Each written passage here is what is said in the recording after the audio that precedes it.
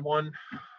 Thanks for joining us again. Another one of our Safer at Home series. Thanks for taking the time tonight on our rainy May night. Before we get started, a couple things. Like all our talks, they are brought to us by Cape Cod 5, First Citizens Federal Credit Union, and Martha's Vineyard Savings. And want to let you know that all our books are available at 8 Cousins Bookseller in Falmouth. So we hope you will participate and partake of the local economy. If you would, use the chat feature down below when you got a question, and if you can keep yourself muted so we can listen to our guest tonight. And our guest tonight is coming to us from North Carolina, but Catherine Kerrison is is American historian, professor of history at Villanova. She really likes to examine the roles of the roles of women in her studies, and this one I've been looking forward to because this is a talk about 3 members of the Jefferson family that we probably don't pay much attention to. We certainly know about Dad, but we don't know about his daughters. And would you welcome our guest tonight, Catherine Kerrison? All right. Thank you, Mark. Thank you for inviting me. And thank you all for attending this evening. So I'm going to begin with a brief introduction before then I go to highlights of 2 of the daughters tonight, just to try to give you both a sense of a flavor of the book and the storyline, and as Mark said, we don't really discuss these women very much. So hopefully even by the end of my talk, you'll have a something of a sense about why we should care, right? What they might have to say to us today.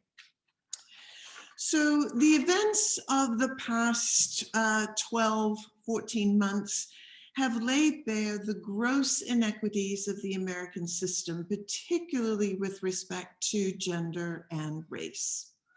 The pandemic has hit women particularly hard. In December, for example, US employers cut 140,000 jobs, all of which were women's. Men actually gained 16,000 jobs that month.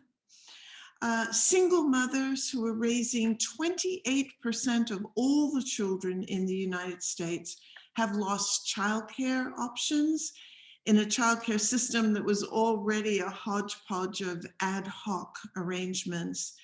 Even more economically privileged women, such as professors, for example, are finding that the pandemic has exacerbated gender disparities as it has created additional challenges for women struggling to keep up their research productivity.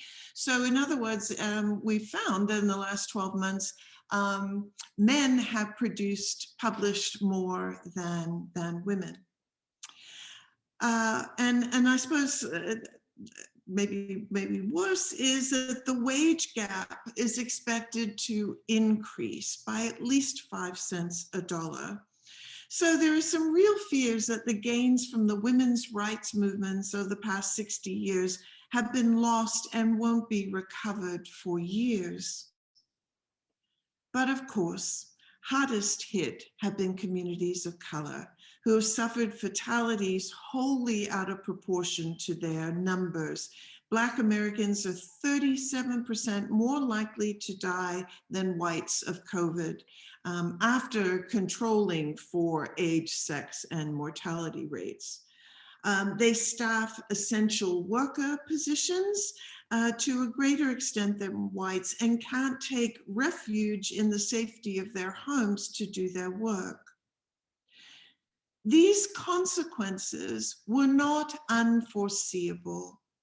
They are the logical outcomes of centuries of marginalization, exploitation, and oppression. So this isn't a new story. But I wrote my book in hopes that the stories of Jefferson's 3 daughters could help us understand how fundamental gender and race have always been in our national experience, And so tonight I'm going to do two things. I want to use Jefferson's eldest daughter, Martha, to think about the ways in which patriarchal structures have not only divided women from men, but have also divided women by race and class. And as well thinking about the ways in which sometimes white women aid in that project. And second, through the story of Harriet Hemmings, to think about the myth of racial purity in America and to rethink terms such as white and black, free and unfree, that have been so powerful in demarcating and dividing lives in America. And Harriet's story, I think, punctures that myth. So in this way, maybe we can place the events of the past year, the past 5 or 6 years particularly, in a much broader historical and analytical frame that may help us understand a bit better what has been happening in our nation. So we'll begin. Jefferson had 3 daughters, Martha and Mariah by his wife, Martha Wales Jefferson, and Harriet by his enslaved laborer, Sally Hemings. All 3 women, Martha, Mariah, and Harriet, shared the same father, but the commonalities end there. Martha and Mariah would receive a fine convent school education while they lived in Paris during their father's diplomatic posting there. At that time, Paris, of course, is this hothouse of intellectual ferment whose celebrated salonnières, the French women intellectuals, the young Martha Jefferson met and even socialized with. Once they returned home, though, to their infant republic, the sisters found their options limited by the laws and the customs of this newly independent nation that their father had helped to establish. 12 years after their return from France, their half-sister, Harriet Hemmings, was born, and of course her life would follow a completely different path. She would grow up in slavery, but leave Monticello at age 21 with the assistance of her father, and then she would then begin her life free from bondage. All we know about her departure is that she boarded a coach bound for Philadelphia with $50 in her pocket, money supplied by Jefferson for her travel expenses, and bound for decidedly uncertain prospects. So their lives provide this unique vantage point, I think, from which to examine the complicated legacy of the American Revolution. And not incidentally, these stories, I think, also reveal something about Jefferson himself as both a father and a founder. And I think it's important to just kind of make this point at the outset that the founders actually feared democracy with a small d, because they regarded it as the rule of the mobs, right? People who they regarded as notoriously motivated by passions for their own self-interest, rather than being motivated by reason and a concern for the common good. So in that view, that is, in their supposed inability to control their passions, neither women nor people of African descent could thus ever be admitted to that category of the people who were capable of self-government.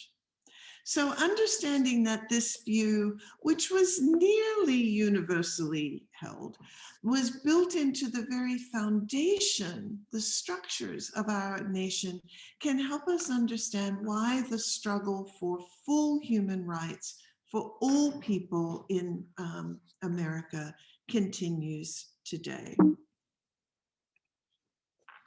So we'll start here with this glorious springtime aerial view of Jefferson's Monticello. So tonight I'm going to talk about Martha's story and about Harriet's story. So Martha was born in 1772, and she was only 10 when her mother died. She was a witness to Jefferson's agonized grief. She was his companion when he traveled to France in 1784 to take up that diplomatic posting. So the young Martha learned very young in life her vocation in life, which was to say complete devotion to her father. She was barely 12 when her father enrolled her in this elite convent school called Pantamont. And this is just a partial view. That entire building is like the length of, at least a third of the length of an American football field. So Pantamont shown here, this is sort of from the interior courtyard view, and then this from the street view. And here, when you go through these doors, you go into this magnificent chapel that is capped by this dome. So it is here where her father placed her. Pantamont was one of the most fashionable schools in Paris by a mile. It was certainly the most expensive. But here, in an all-female community headed by an aristocratic abbess, that is to say the mother superior of the teaching nuns there, and devoted to the girls' intellectual life, I was convinced that Martha had the experience of a lifetime. After a bit of a rocky start, she quickly learned French and dove into her studies, gossip with friends, and the chaperoned pleasures of Parisian life at the height of women's influence in the Ancien Regime. Remember, this is on the eve of the French Revolution. The Jeffersons arrive in Paris in August of 1784. In July of 1789, they're still there. That is when the attack on the Bastille would occur. So she is there during arguably the most exciting years of the 18th century in Paris. So she gossiped about politics, French ideas about love and marriage.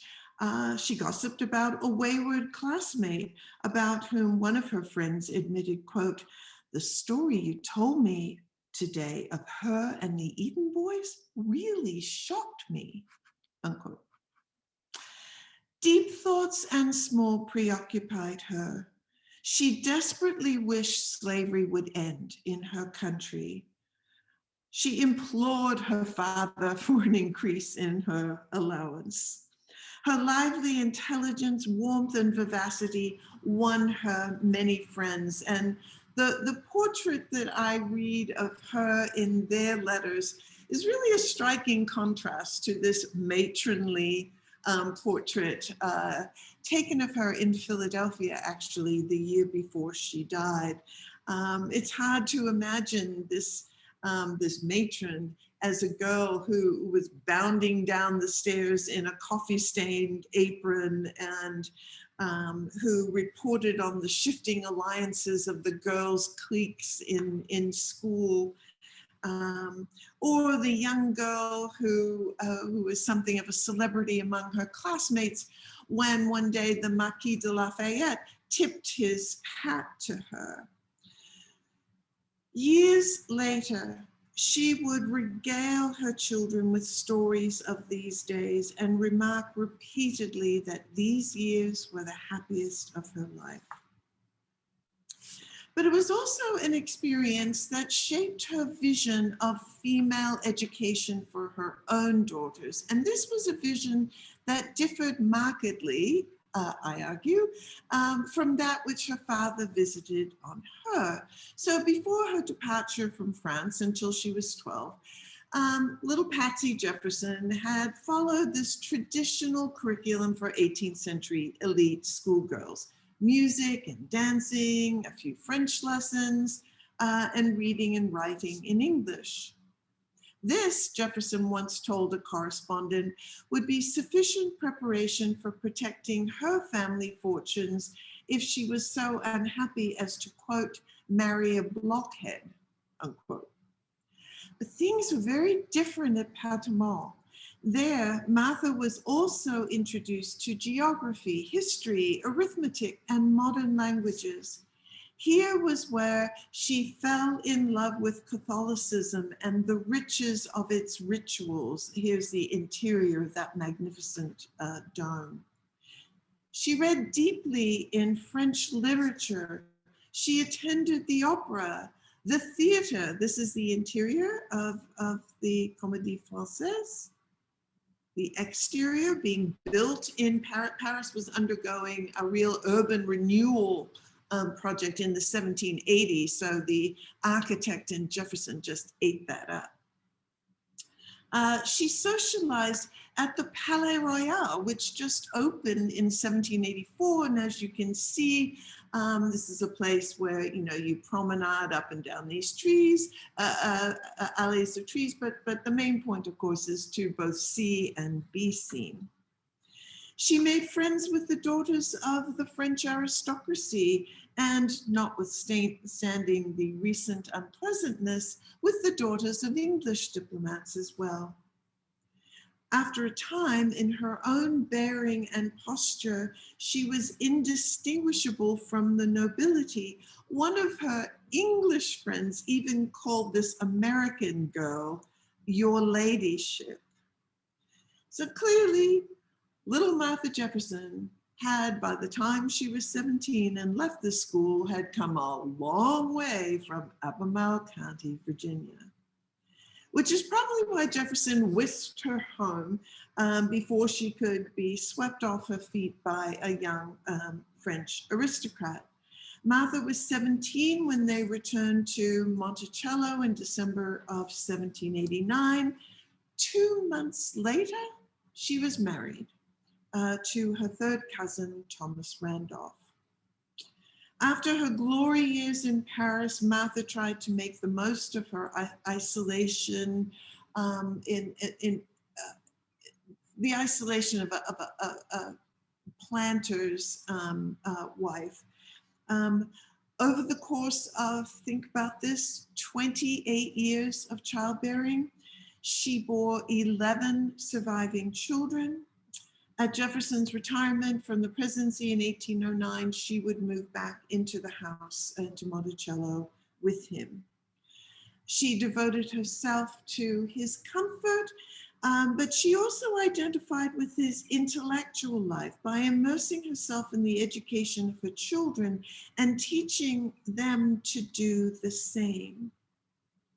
So, how might female education be re-envisioned in the early republic, particularly when one has enjoyed the advantages of the best all-female academy that France had to offer, and one is the daughter of one of the chief architects of the American Republic? It was going to be a challenge, as the very architecture of this house suggests.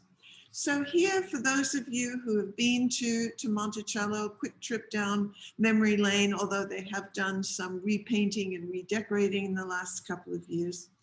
But here is this sun-facing, sunlit study, 3-room, library here, and then Jefferson's cabinet, his office space back there. Again, this is part of Jefferson's renovation project. When he came back from Paris, he was much enamored of the idea of apartments that he saw in aristocratic homes. So he was going to build that for himself, for his intellectual life, and compare this with the 15 by 15 foot room where his daughter Martha received visitors, managed the household, gave directions to her enslaved workforce, and taught her 11 children. But it's the letters of Martha's daughters that give us the best sense of the complex ways that Martha and her daughters tried to answer that question about female education in the Republic, and tried not to be bound by these geographic limitations at any rate. So Martha taught her daughters that women too were rational creatures who could strive for the life of the mind. And in their letters, we can see Martha's lofty dreams to give her daughters the finest education in America, but also those moments when they come crashing back to earth in the reality of their lives as women. And this is particularly clear in all their laments when it's their turn to, as they say, carry the keys, which is to say they were in charge of supervising their laborers and housekeeping that month. So, for example, daughter Virginia could finally find time to write to her sister Ellen because she had, quote, at length given up the keys after one of the most troublesome months of housekeeping I ever had. Cornelia, who was the most artistic of Martha's daughters, bemoaned, quote, my books lying covered with unmolested dust, my drawing boxes locked and never opened, while she carried the keys. And we can see both dreams and reality in Virginia's search for a quiet place to read, which is to say, hide from all these visitors and those housekeeping duties, at Monticello, and her success when she climbs up to the dome room, then climbs down into this attic space. It's about a 3-foot drop from that door, and converts it. So here it is sort of unfinished. Monticello has now neatened it up a bit, following Virginia's description, actually, in which she crowed about converting this attic space, furnishing it with a sofa minus any cushions, a couple of cast-off chairs, and 2 small tables. But for her, this was her fairy palace, right? This is where her intellectual life happens. Compare this with that space below in Jefferson's apartments. Martha's influence over her daughter's curriculum is particularly apparent in their study of Latin. Although Jefferson once remarked that the greatest gift his father had ever given him was a classical education, he'd never considered bestowing that gift on his daughters. Martha had learned French, Spanish, and Italian instead. But she wasn't going to deprive her daughters of Latin just because they weren't male. And again, it's through the daughters' letters that we see this. So daughter Ellen wrote about the times in which her grandfather would take her down here to Poplar Forest. This is down near Lynchburg, Virginia. And here, so I just want to show you, this is sort of the exterior. And then, of course, TJ claims, the sunny south-facing spot for his reading. But nonetheless, as a 23-year-old, Ellen revisits Poplar Forest, and she's writing to her mother about how she ambled from room to room, savoring memories of when she'd been able to spend 7 to 8 uninterrupted hours mastering her Latin. Having mastered it well enough to read Virgil in the original, Ellen swore, quote, I will never again tolerate a translation, unquote.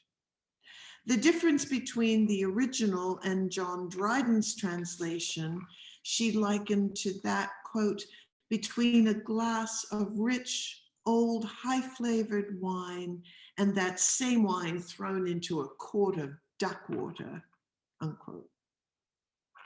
Indeed, trips to Poplar Forest, where they didn't have housekeeping duties and visitors were kept to a minimum, trips to Poplar Forest were the closest that Martha's daughters would come to realizing what Virginia Woolf would dream of in 1929, a room of one's own, a place into which the world, particularly with its demands on women, couldn't intrude, a place devoted solely to the intellectual life.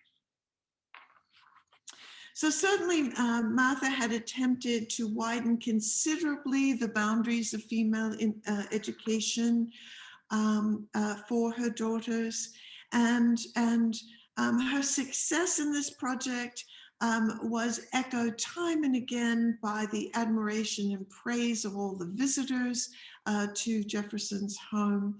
But still, lacking any public expression of her many gifts, what mark could Martha Jefferson Randolph leave on the world? Very little, her daughter Ellen feared tearfully. Just 3 years after Martha died in 1836, 3 years later, Ellen wrote, quote, "She has passed away and the world has not known her. She has left no memorial but in the recollection of her friends and the hearts of her children.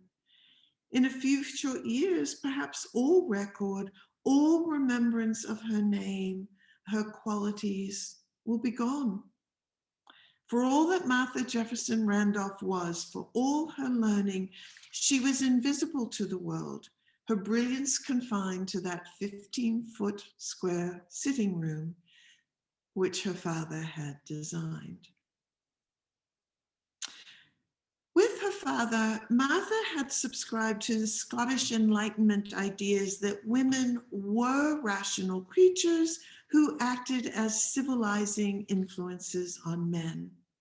But that influence was confined to domestic spaces that were becoming increasingly separate from public life in this period, particularly in the Northeast, in what will be called the cult of domesticity in the antebellum period. So while Jefferson established the University of Virginia to educate non-elite men to become an informed citizenry along with the gentry, the education that Martha gave her daughters could never have the same leveling effect for women. So Martha followed her father's thinking that women weren't capable of self-government. She also followed her father's thinking that people of African descent were lesser human beings who could not serve the Republic except as enslaved workers. So for all the advantages of her education and her experiences in Paris, Martha never really questioned the patriarchal order of her day.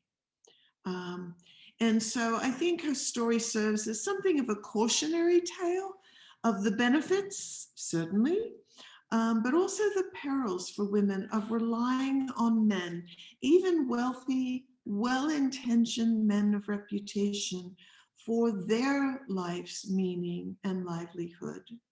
Nor will signing on to the patriarchal projects of their male family members guarantee women that they will be saved from the consequences of being female.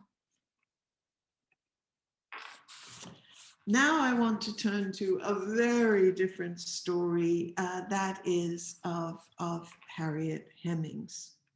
So ultimately, Martha certainly did not reject her father or the role to which she had been born. Harriet Hemmings, born in 1801, did. And she reinvented herself on the best terms she could in the 19th century as a freeborn white woman, and her story opened up an entirely new, different avenue of investigation and narrative and analysis. And so before I begin that, the whole Wales, Hemings, Jefferson, Randolph family tree is kind of dizzying. I have distilled to sort of, for our purposes tonight, the essential members, because I want you to see how all these people are related. And so we've got John Wales up at the top here. He was an immigrant to Virginia, who made his way up in the world in Virginia, in part is sort of serving as an employee of a Virginia gentryman named Philip Ludwell, but also in the time-honored way men had done, which is to marry wealth. And he did that 3 times. So wife number 1, John Wales, married Martha Epps. And they had a baby that they named Martha. 3-ish weeks or so after baby Martha was born, her mother died. John Wales would marry 2 more times, have 4 more daughters, I think, 3 or 4 more daughters. When wife number 3 dies, he does not marry a 4th time. Rather, he takes up with an enslaved laborer on his plantation, Elizabeth Hemmings. Elizabeth Hemmings had been brought to John Wales with his marriage to Martha Epps, right? Which is to say, Elizabeth Hemmings was enslaved by Martha Epps, and that was sort of part of the marital property, as it were, that Martha Epps brought to her marriage with John Wales. So John Wales and Elizabeth Hemmings have 6 children together, the youngest of whom is Sally Hemings, born in 1773, which actually was the year that John Wales died. And so within 2 or 3 years, Elizabeth Hemmings and all of her children, John Wales's will, devised Elizabeth Hemmings because Elizabeth Hemmings belonged to Martha's mother. They all went to Martha, but of course by that time, Martha was married to Thomas Jefferson, and under the laws of coverture, of course, these 135 enslaved people become Jeffersons.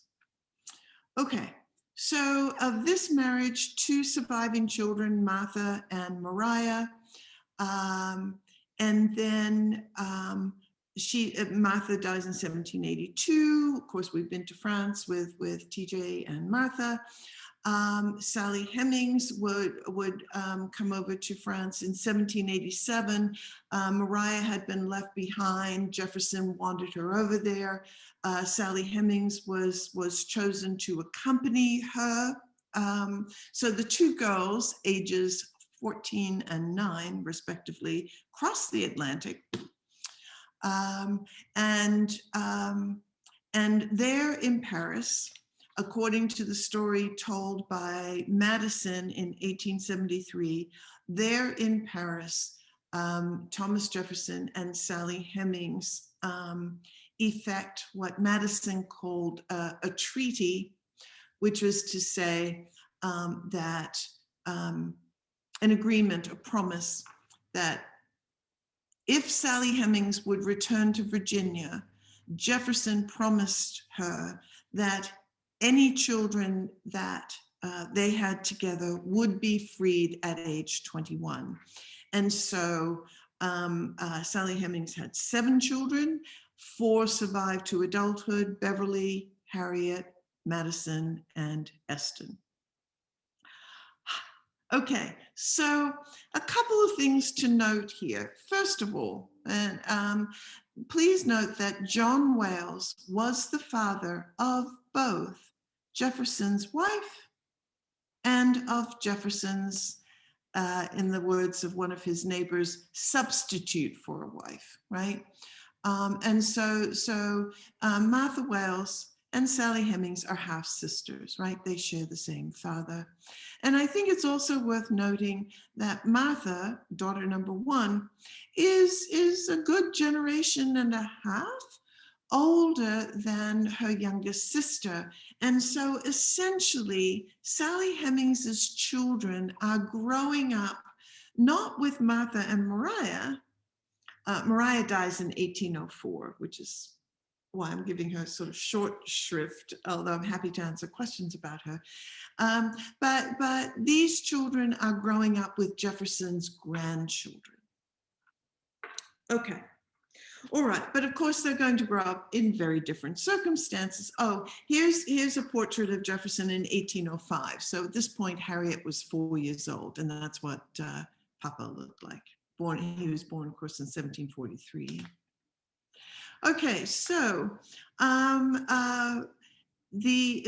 when Jefferson returns to Monticello in 1809, by that point, this segment of his house called the Self-Dependency has been completed, and Sally and her 4 children moved into one of these rooms, which has now been converted to a fabulous exhibit on her life and the lives of her children. So obviously materially very, very different lives growing up. This is what was in Jefferson's day by 1812 or so, he had converted this little building to what he called his textile factory. And this is where from age 14, his daughter Harriet was put to work learning how to operate the spinning jenny.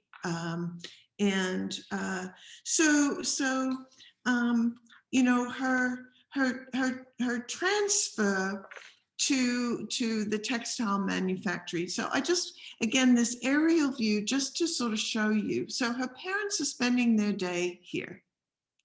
And all you have to do though is walk down the steps from the house to here. This is where the textile manufactory is, right? So she's literally sort of within earshot, right, of the house. So that's hardly a dramatic journey at 14. When one thinks about what her mother was doing at 14, right? Crossing the Atlantic with a 9-year-old white girl. But this arrangement was deeply significant because Jefferson did not make a maid of his daughter.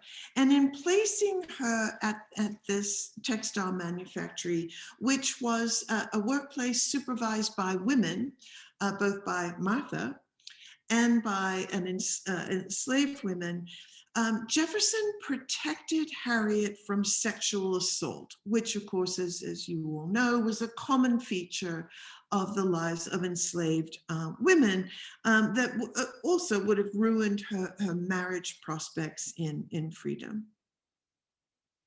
So we don't know exactly when Harriet Hemmings left Monticello for Washington, certainly by the end of May 1822, which is when she turned 21 years old. But we do know it caused a big stir in the little town of Charlottesville. Quote, "There was a great deal of talk about it," unquote, Jefferson's overseer later remembered. "People said he freed her because she was his own daughter," unquote. Indeed, Jefferson's neighbors had freely discussed his relations with Sally Hemings and the children who looked so much like him.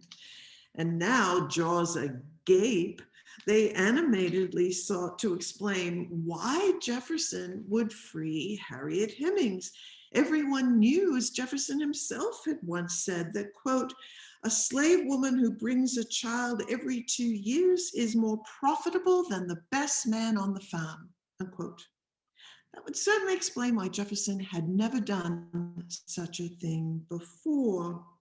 And indeed, Harriet's story might well have ended there if it hadn't been for her brother Madison, who did not cross the color line and therefore was free to tell the family story because he didn't have to hide his enslaved origins.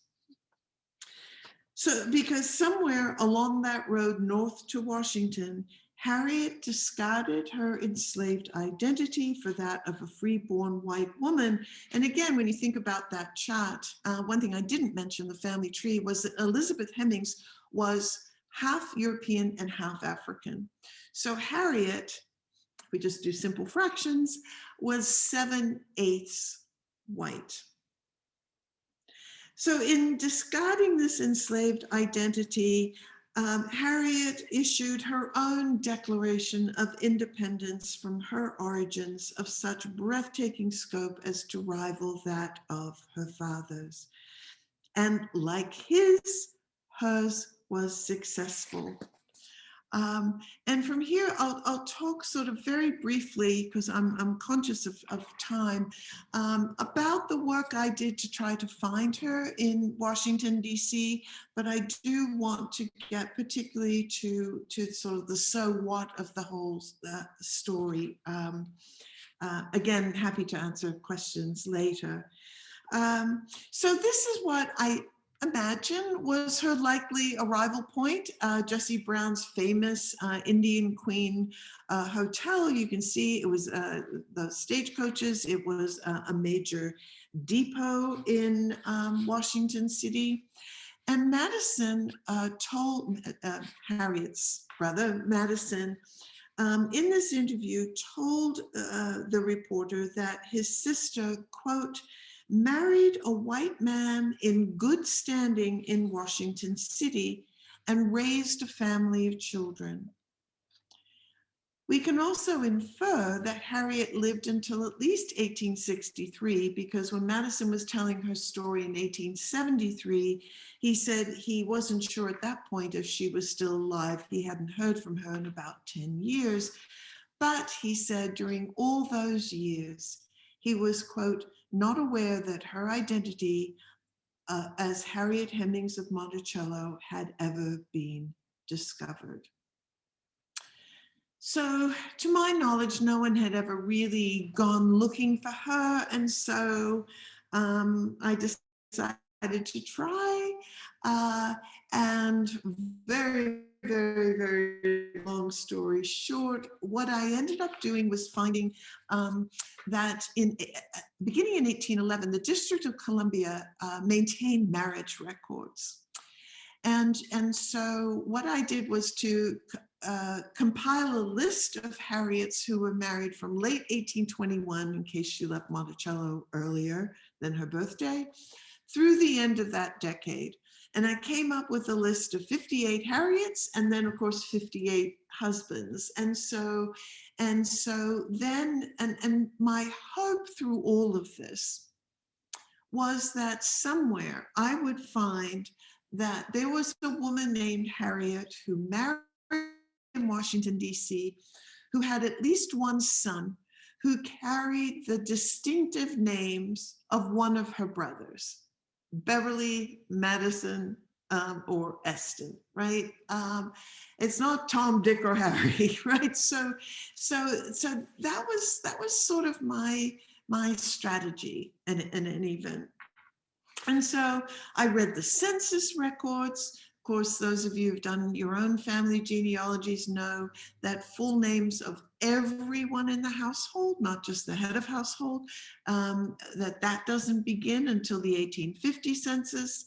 In 1822, actually, was published the first city directory for the district. These, of course, were invaluable. You can see I chose this page because you can see here's James Monroe. You can see what his job is, President of the United States. You can find out where he lives at the president's house, right? And of course, we're not to confuse him with James Monroe, the engineer at Dyer Steam Mill, right? So I looked at census records, baptismal records, city directories that place people on the landscape that tell me something about their work. Someone who is a shoemaker, for example, probably isn't a man in good standing, right? I'm looking for someone who's doing reasonably well in life. And I'm absolutely looking for someone, for a white man. I had one Harriet that I was chasing after for quite some time because I thought I had linked her with her brother Beverly. Harriet's brother Beverly did the same thing that Harriet did, went to Washington City, married a white woman, disappeared from the historical record. But then it turned out that she had married a free man of color. She certainly wasn't the Harriet whose husband posted a notice in the local papers that he wasn't going to be responsible for any debts that his runaway wife might have incurred.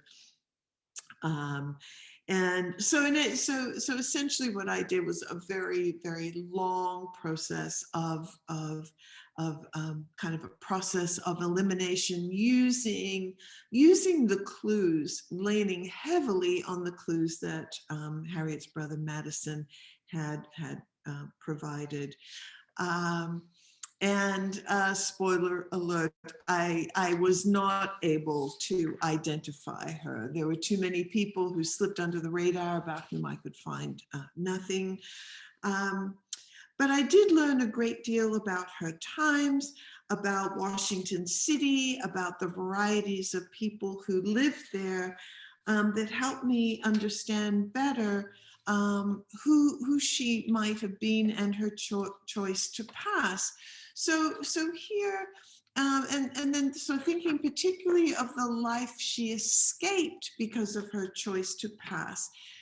Here is an etching of a slave coffle being marched down Pennsylvania Avenue. We know that's Pennsylvania Avenue because that's the Capitol building as yet unfinished. This is 1819. So that paradox, right, between the freedom and liberty and democracy versus, of course, slavery. And she would have been witness to a race riot that destroyed Black businesses in 1835. The abolition of slavery in the district, not until 1862, right? So essentially what I tried to do is to see the city through Harriet's eyes and to watch with her the fate that she escaped. Here is the Capitol in 1824. Those poplar trees, not incidentally, planted by her father during his administration. So unlike the family of her half-sister Martha, whose voluminous letters, she and her 11 children, map out lives devoted to one another and of course to Jefferson's legacy, Harriet Hemmings lived out her life in the oblivion of exile. She was geographically severed from her mother and her 2 younger brothers. She was silenced by the weight of institutionalized slavery.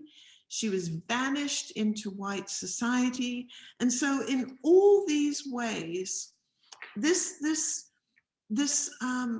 success, as it were, in passing is not a story of triumph or a story of a happy ending, because this is the story of the appalling rupture of her family, right?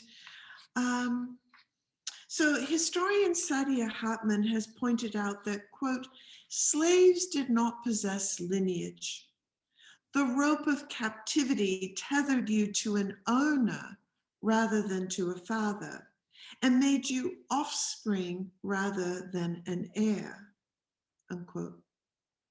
Well, Jefferson may have thought of Harriet as his offspring, but as the daughter of Sally Hemings and the granddaughter of the family matriarch Elizabeth Hemings, Harriet was heir to the proud Hemings line, but passing forced her to bury that lineage. It was the price she had to pay to claim the rights accorded only to white people in America.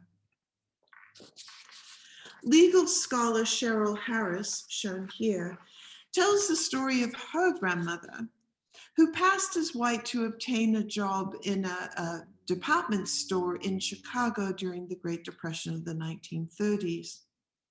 Harris watched the pain flit across her grandmother's face as she told the story of those days. Quote, she was transgressing boundaries, crossing borders, Harris now understands.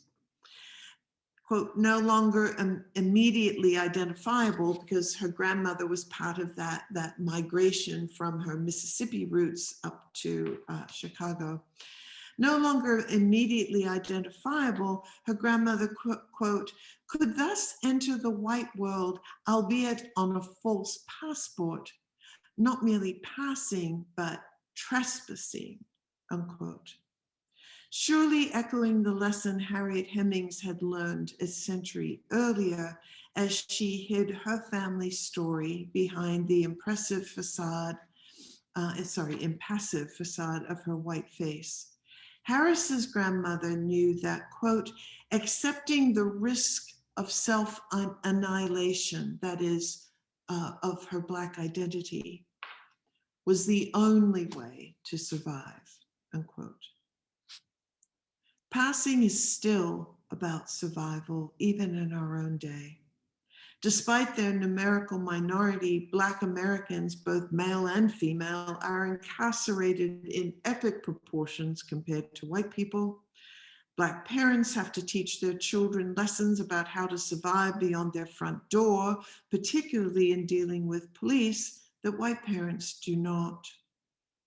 The long devaluation of Black lives since the 17th century has created what one commentator has called a white way of seeing that persists in spite of the video evidence to the contrary. Quote, the fleeing figure is coming this way. The nearly strangled person is about to unleash force. The man on the ground will suddenly spring to life and threaten the life of the one who therefore takes his life, unquote. The lesson we take away from all of this is that the meaning of color remains deeply significant in America today. Indeed, whites insist on the right to know who carries that drop of African blood that renders a person Black. And they protest when it's not visible, as though Blacks have trespassed onto the grounds of white privilege from which Blacks are supposed to understand they are barred. And this is exactly the problem with Harriet Hemmings. In her birth into slavery and its long history of oppression, she was Black, but anyone looking at her would have judged her white. She was not legally free until slavery was abolished in 1865 because Jefferson never gave her formal manumission papers. But she wasn't enslaved because she lived her life after 21 as a free person. She just doesn't fit any of these terms that have had such clarity of meaning and such power to define people's lives in America. And so as far as her own Randolph cousins were concerned, Harriet Hemmings was a trespasser, properly barred from the privileges of their common descent from Jefferson. Trespass, of course, remains a sore point between recognized Jefferson descendants who claim the right of burial here in the Monticello graveyard, and any Hemings descendants who may wish to be buried there.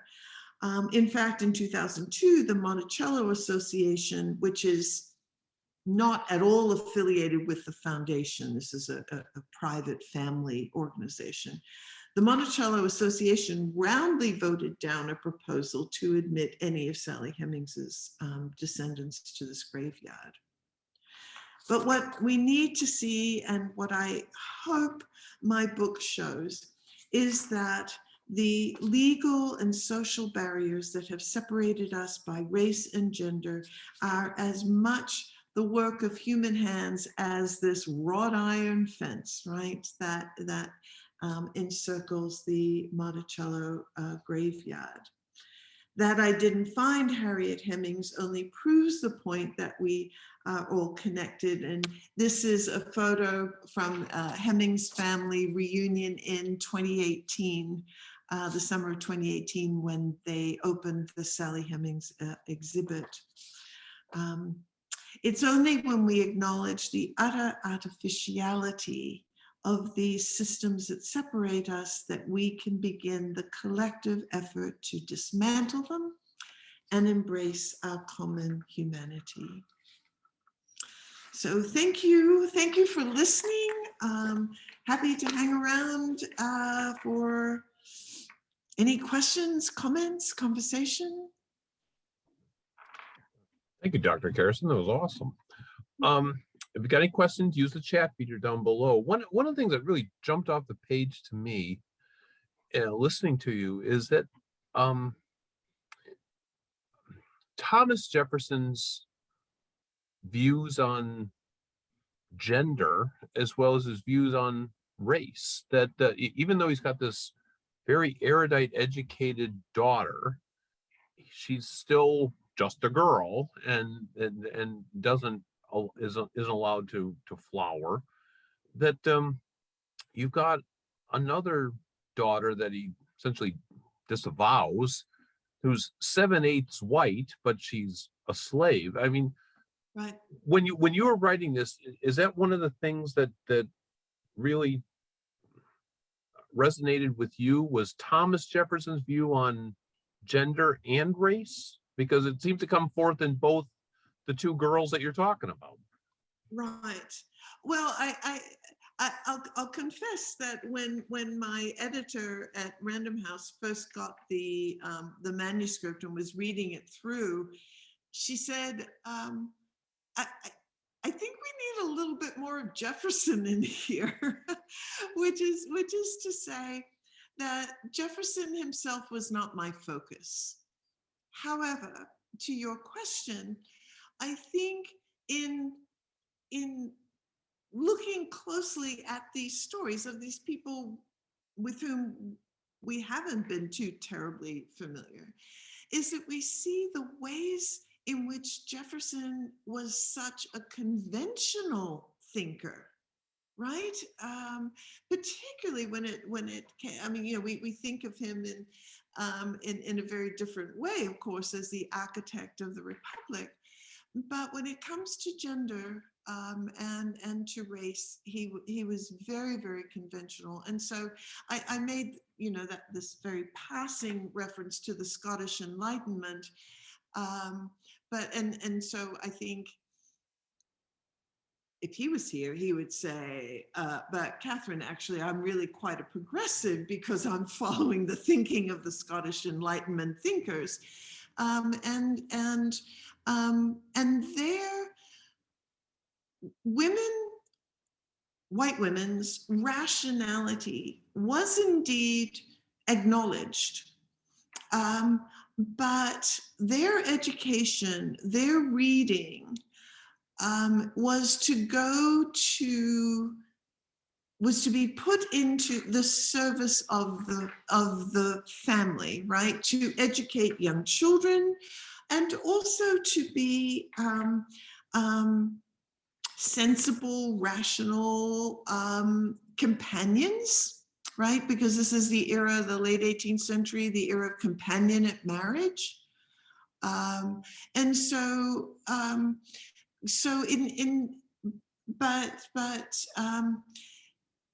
it's interesting that the granddaughters watch with avid attention as Jefferson is putting together both the buildings of the university as well as hiring the professors.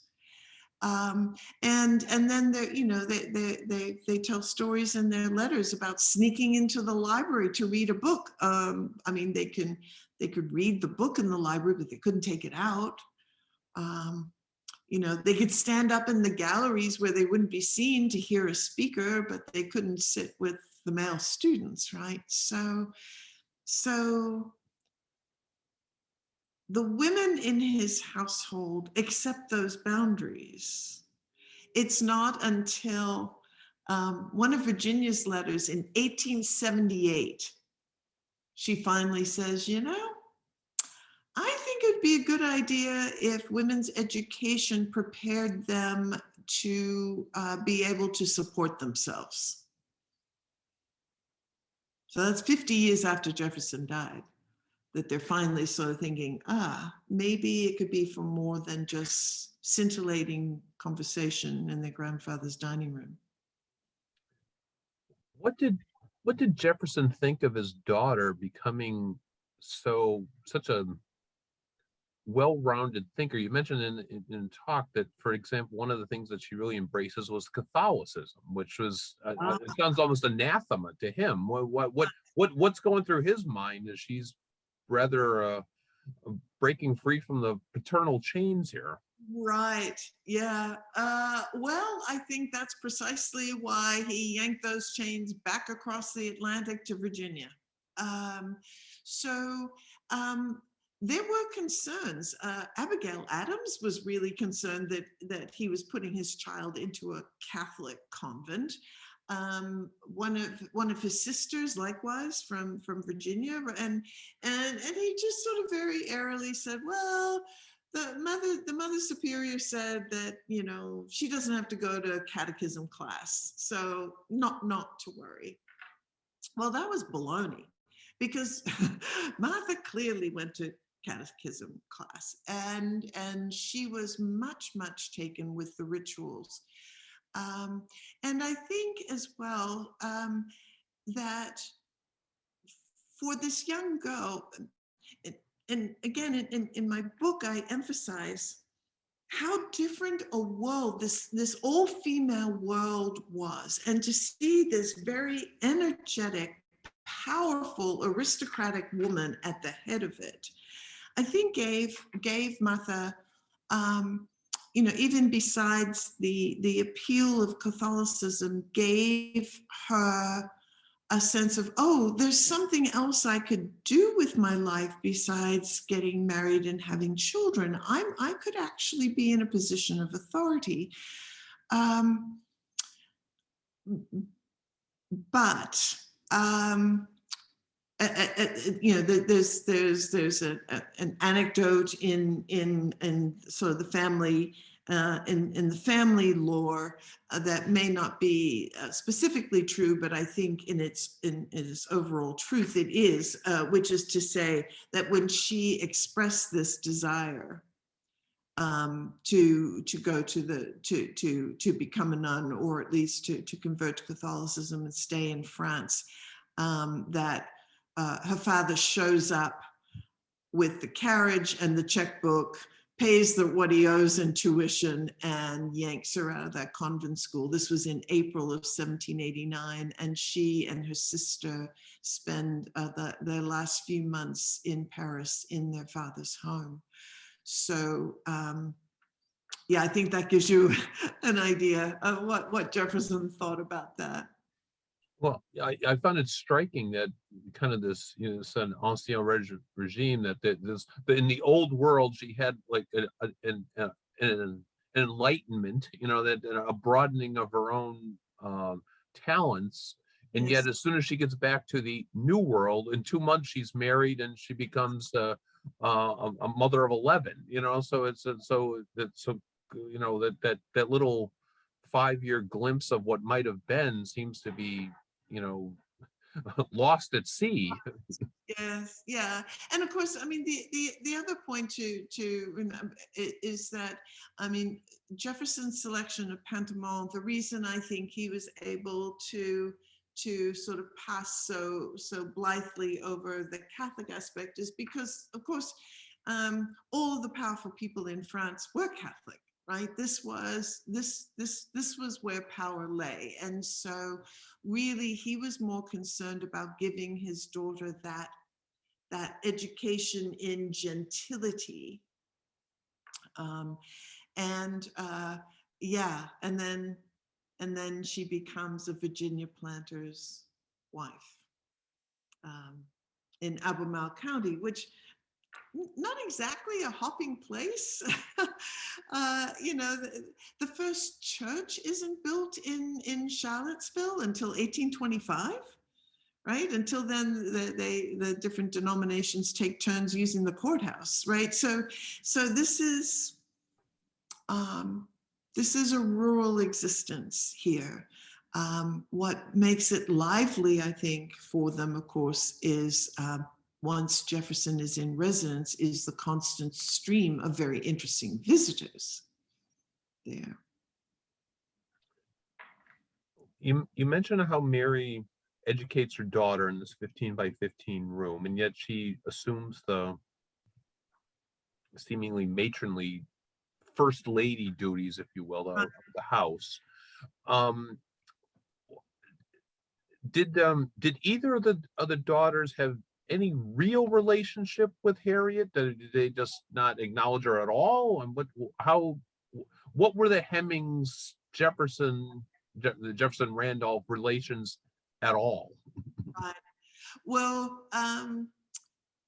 the middle sister, born Mary, but then after they come back from France, everyone calls her Mariah. So those names we'll use interchangeably. So Mariah died just like her mother. Her body could not withstand. She had 4 pregnancies in 7 years. So she died. One child survived to adulthood. She died at age 25 in 1804. So Harriet, of course, at that point was only 3. So no relationship there, but just sort of generally speaking,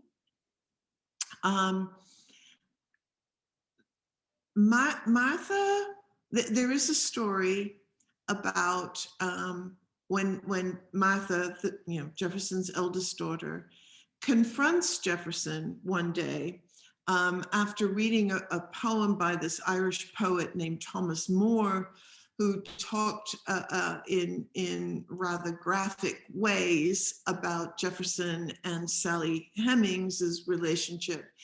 And she demanded to know if this was true. And Jefferson just sort of threw back his head in laughter, and which is sort of a classic TJ, avoid the whole confrontation thing.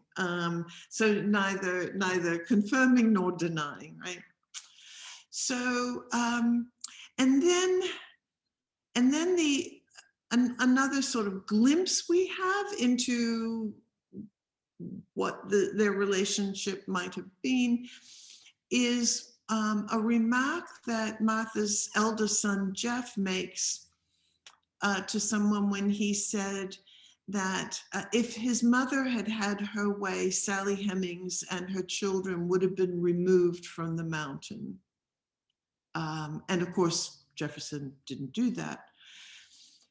And then the other thing I would say is that Jeff and Ellen will both go in their different ways to great lengths to pin the paternity of Sally Hemings's children on other people.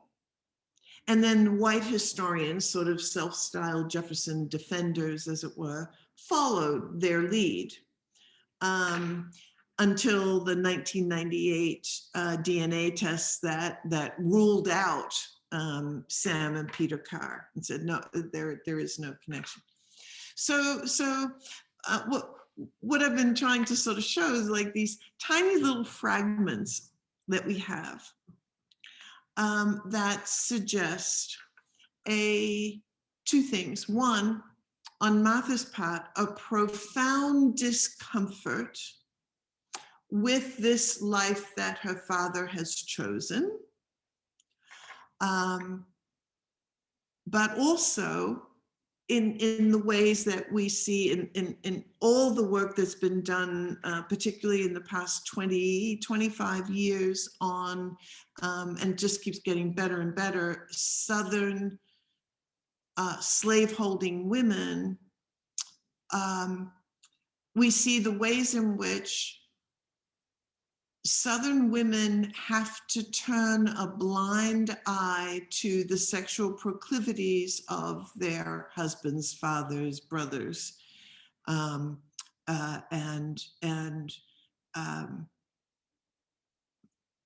there's nothing they can do about it, right?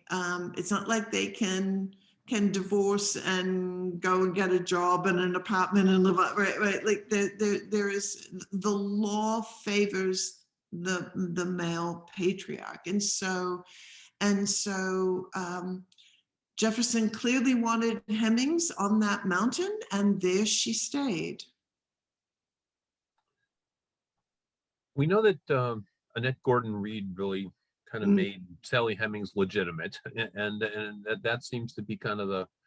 I think we've all learned a lot about Sally Hemings in the last 15 to 20 years, and yet I found it fascinating listening and reading you that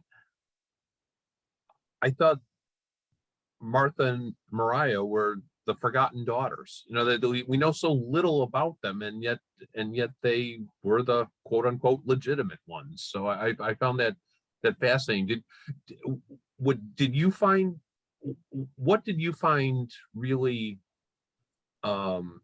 provocative, or what did you not know when you were researching this that you found really enlightening and illuminating?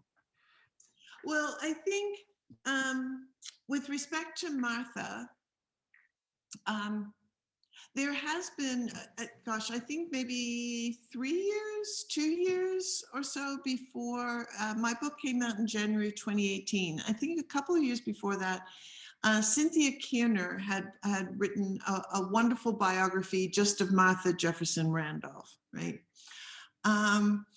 But unlike Cindy, who is a friend, what I really focus, and you could tell from reading the book, I focused on those 5 years in Paris and thinking about what that meant to live in an all-female community rather than living in a slave society in which a white man is he is sort of king of the castle, king of the plantation. And so a kind of discovery for me, I suppose, was the impact of those 5 years. I mean, she was ages 12 through 17, and how that carried through her entire life. Even to the point of Catholicism, because her youngest daughter, Septimia, Martha sent Septimia to a Catholic school in Washington, D.C. Briefly. And there, Septimia did the exact same thing her mother had done in Paris, which was to flirt with the idea of becoming a Catholic.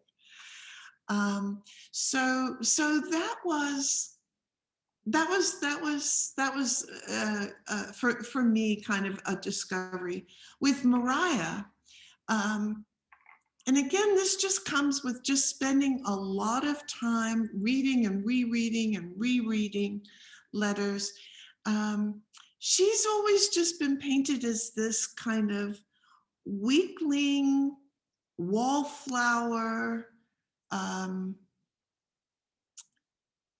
won't say ne'er-do-well because that's too, but she just never lived up to her name, right? In that's the impression one got from the scholarship, from the comments that Ellen, her niece, would make about her. But the more that I looked at her letters, and particularly her letters with her husband, I actually began to think of her more as strong-willed, not unlike her grandfather Wales. So that was kind of a surprise. The biggest surprise for me was how Harriet, the woman I never found, utterly claimed me. Like, she is the one who fascinates me, who I can't imagine living in a world where it actually looks like the better choice to say goodbye forever to your mother and your younger brothers so that you can live as a white person and so that your children will not have to suffer the stigma of being born Black and enslaved. I used the word performance at one point. I think in the book I talk about her leaving Charlottesville to embark upon the performance of her life, which I sort of meant in several different ways. But the pain and isolation of passing really got to me, particularly as I was reading 20th century accounts of that experience. And so to think about her courage, to think about her intelligence, her determination, and then overall, I think what Harriet taught me is in fact that it's okay to stumble over these words that I always thought I knew what they meant: black and white, free and unfree. So those were the sort of the big takeaways for me. Well, I want to thank you for taking the time tonight. This has been fascinating, and I really appreciate you doing this. I think it's been illuminating in the 21st century as well as an 18th century perspective. So I thank you for your scholarship. I thank you for your taking the time tonight to talk with us, and continued good luck with this. Stay safe, and thank you for doing this. Well, thank you for having me. Thank you all for listening, and stay tuned because I'm still looking for Harriet. And if I find her, she gets her own book. And I'm thinking maybe that's what she wanted all along. That sounds good. All right. Well, thank you very much for doing this. Good night and stay safe. Thank you, everybody.